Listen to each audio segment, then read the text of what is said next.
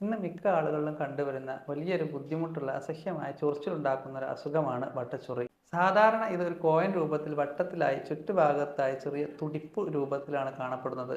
ഒരു fungal infection ആയിട്ടുള്ള ഇത് സാധാരണ ഇടുങ്ങിയ ഭാഗങ്ങളിലാണ് കൂടുതൽ കാണപ്പെടുന്നത്. കഴുത്തിന്റെ ഭാഗത്ത്, നമ്മുടെ തൊടയിടുക്കിന്റെ ഭാഗത്ത്, മറ്റ് തടിയുള്ള ആളുകൾക്ക് വയറിന് താഴ്ഭാഗത്തായിട്ടൊക്കെയാണ് ഇത് കാണുന്നത്. നമ്മൾ ഉപയോഗിക്കുന്ന തോർത്ത് അല്ലെങ്കിൽ സോപ്പ് എന്നിവ ഷെയർ ചെയ്യാതിരിക്കുക, വ്യക്തി ശുചിത്വം പാലിക്കുക, അലക്കിയ വസ്ത്രങ്ങൾ അത് ഉണങ്ങുന്നതിന് മുമ്പ് വീണ്ടും ഉപയോഗിക്കാതിരിക്കുക, ടൈറ്റുള്ള വസ്ത്രങ്ങൾ ഉപയോഗിക്കാതിരിക്കുക, കൃത്യമായ ഇടവേളകളിൽ നഖം മുറിക്കുന്ന ശീലം ഉണ്ടായിരിക്കുക. ഇങ്ങനെ വട്ടച്ചൊറിയുള്ള ഒരാൾ വർഷങ്ങളായി മരുന്ന് ഉപയോഗിച്ച് ഫലം കാണാതെ ബുദ്ധിമുട്ടുകയാണ്. അവർക്ക് വീട്ടിൽ ചെയ്യാൻ പറ്റുന്ന പരിഹാരങ്ങൾ എന്തെല്ലാമെന്ന് നോക്കാം. ഒന്നാമതായി, നാച്ചുറൽ ആന്റിബയോട്ടിക്സ് എന്നറിയപ്പെടുന്ന മഞ്ഞളിന്റെ ഉപയോഗം.